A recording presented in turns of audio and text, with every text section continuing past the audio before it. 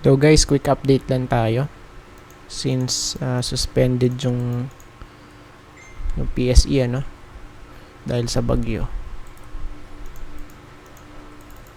Suspended, kaya mag-add lang tayo ng konti.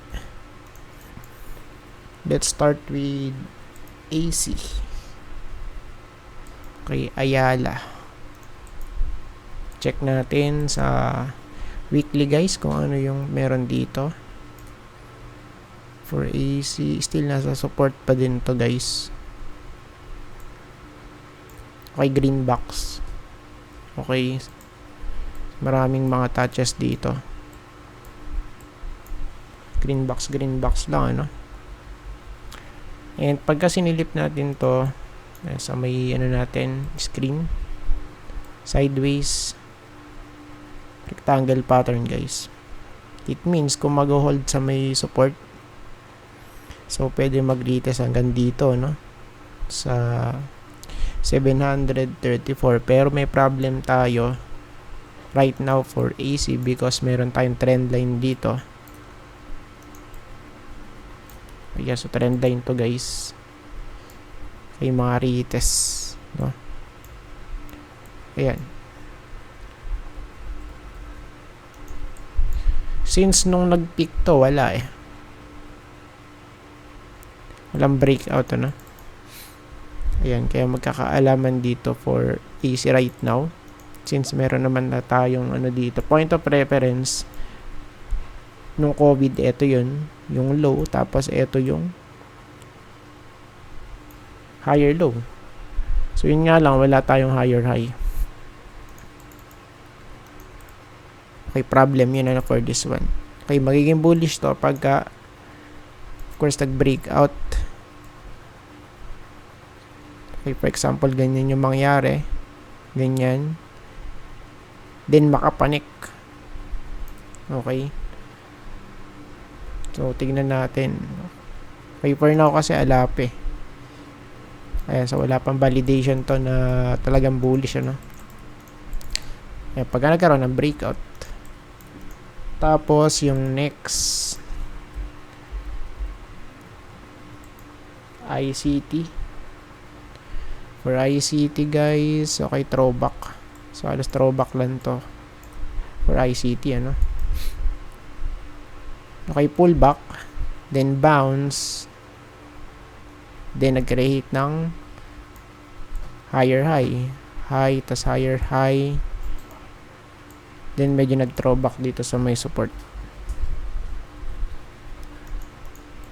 Ayan, sa weekly to, then sa sa daily chart natin, support, ayan, nasa BC, so breakout, then throwback, ayan, tapos bounce ulit, tapos pullback ulit doon sa may support. Okay, goods. So for now, tingnan natin and baka kasi bukas suspended pa rin tingnan na lang natin kung magiging maayos na yung bukas yung panahon. Ayan, pero for me pwede pa itong mag-rally. So yun nga lang yung pinaka dito, conservative way or yung approach. So hanggang dito lang muna for now. Ayan, 372 guys, 0.15. Or kung magra-rally, bonus yun for this one. Save natin yan. So next, Metropolitan Bank. Check natin kung ano ba nangyari sa chart na to. So far kasi to kumbaga recovery and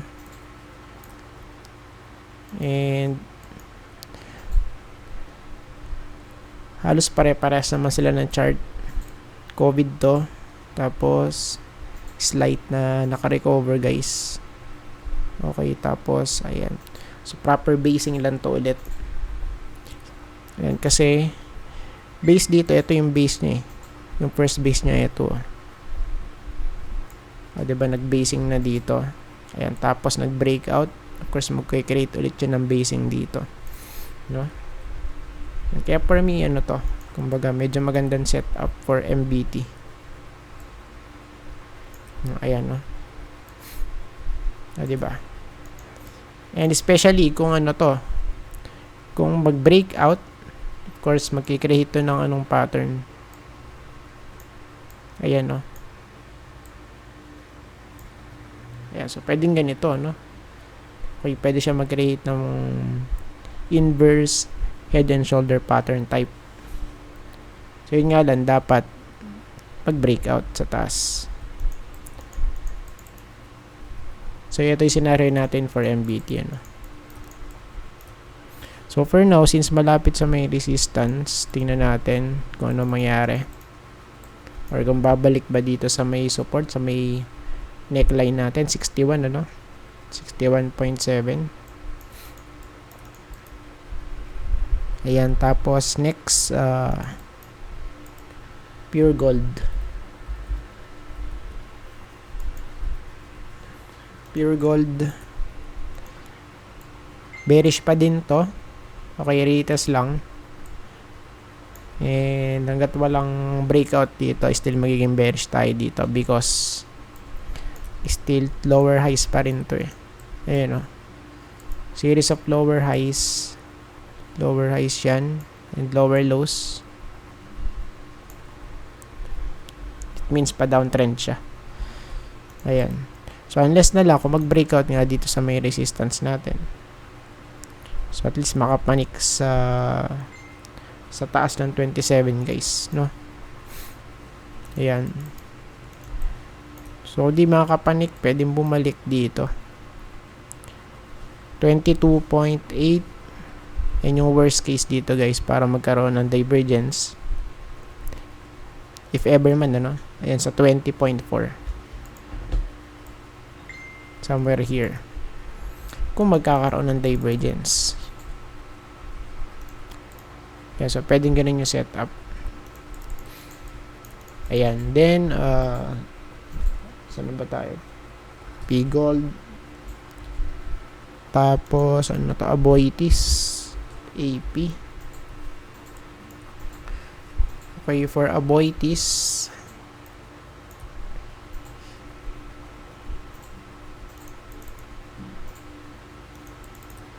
Okay. So, medyo maganda naman yung ano na to, yung itsura niya. Kahit malaglag ulit dito, ano, sa may support natin. 29.45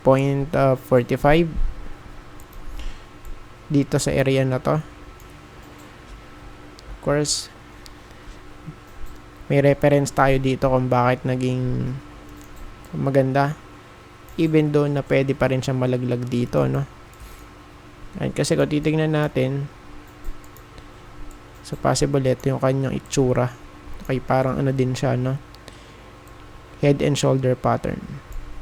Inverse head and shoulder pattern, guys, no? Ayan. So meron tayong ano dito, lower low tas higher low. Okay. And of course yung ano niyan, kumbaga yung magiging confirmation yung breakout sa neckline. Somewhere here malapit sa 40, ano? 40 pataas yung breakout for AP. Ayan, so medyo maganda siya actually. Yung kanya itsura, no? Then ito kasi nalaglag na. Laglag na to eh. Okay, tas nag-retest lang ulit dito. So the question is mag-hold ba or hindi? Kasi kung di mag-hold, pwedeng malaglag dito yan. Ayan, sa may next green box natin dito. Ayan, tapos next, last, Mega World MEG. Mega World. For Mega World, retest guys, kasi nag-breakout. Pero, no breakout sa may diagonal.